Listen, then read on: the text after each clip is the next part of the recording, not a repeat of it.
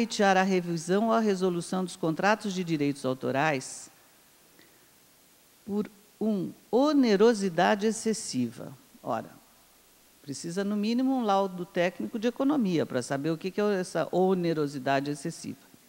Quando, para a outra parte, decorrer extrema vantagem, em virtude de acontecimentos extraordinários e imprevisíveis.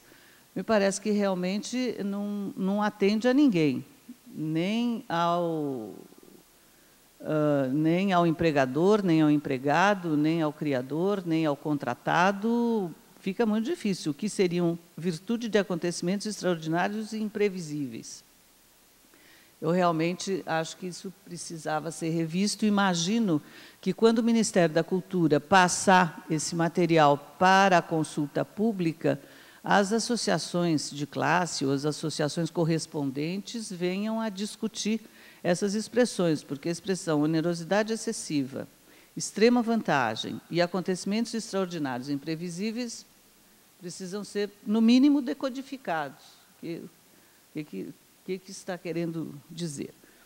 O C é normal, o título dos direitos autorais, o titular dos direitos autorais poderá pleitear a revisão ou a resolução do contrato de direitos autorais quando houver lesão em virtude de inadimplemento contratual, o que é justo, ou quando, sob necessidade, ou por inexperiência, se obrigar à prestação manifestamente desproporcional ao valor da prestação oposta.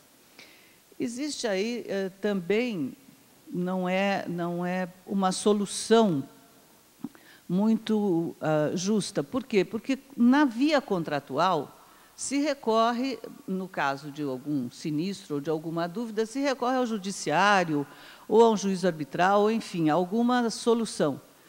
O que visa o direito positivo ao ser modificado? Que se evite essa busca a busca da solução via poder judiciário.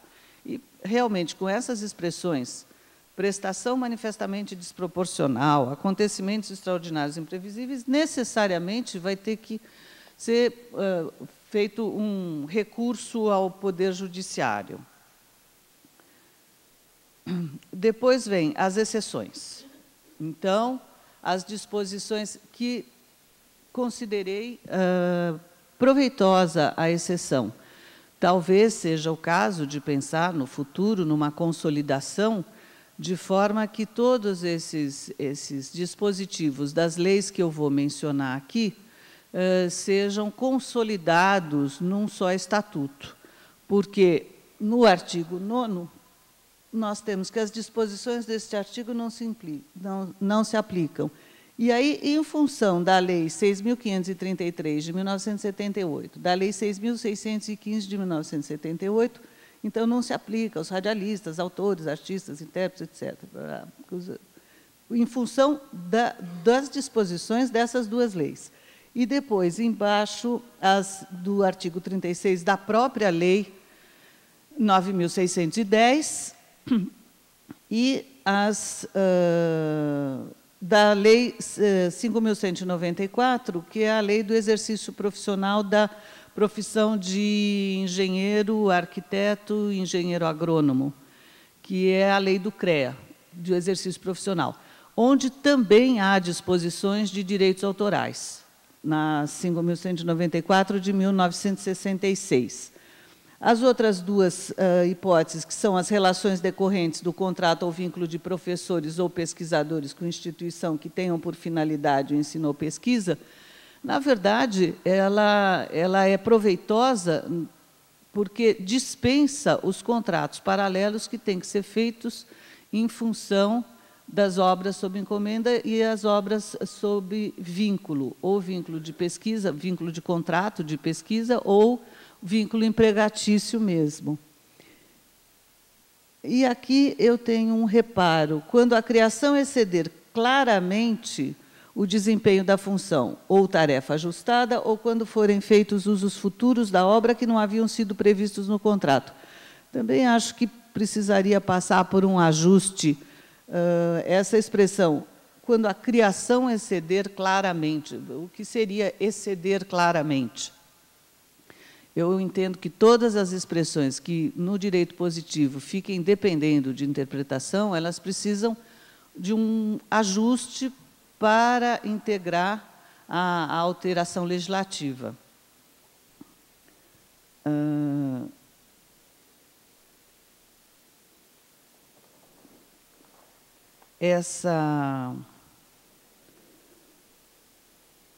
E, por último, não as disposições deste artigo, ou seja, do artigo 52A, não se aplicam às produções de obra audiovisual de natureza não publicitária, que é a última parte desta proposta do Ministério da Cultura. Do exame desse artigo, no seu conjunto, e em conjunto com as disposições da proposta dos 49A, B e C, eu entendo que fica faltando enfrentar mais detalhadamente e sem expressões que dependam de interpretação a questão dos direitos morais da obra sob encomenda. Eu disse que trazia também uma definição doutrinária.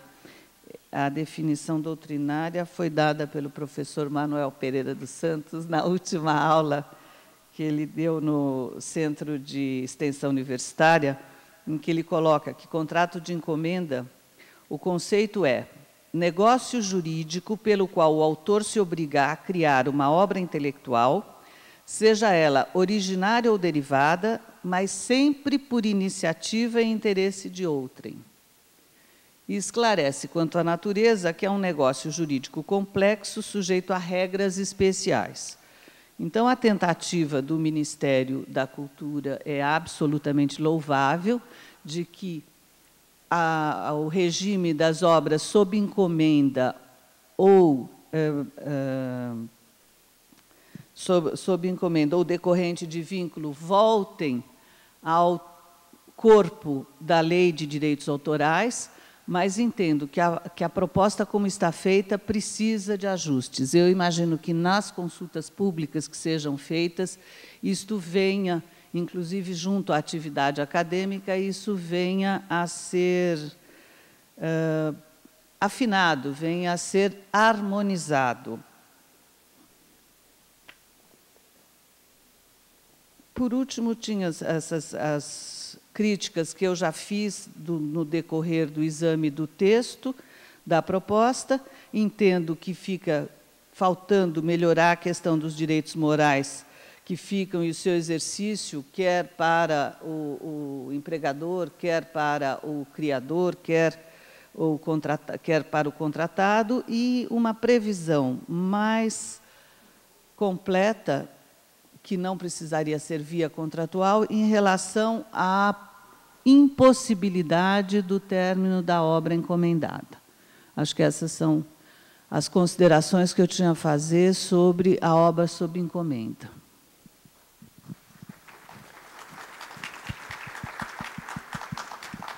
Muito obrigado.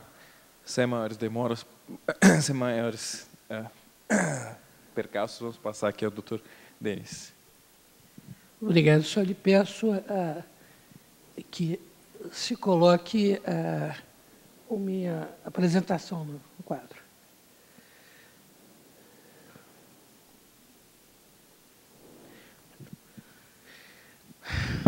Eu agradeço o convite. É um tema que,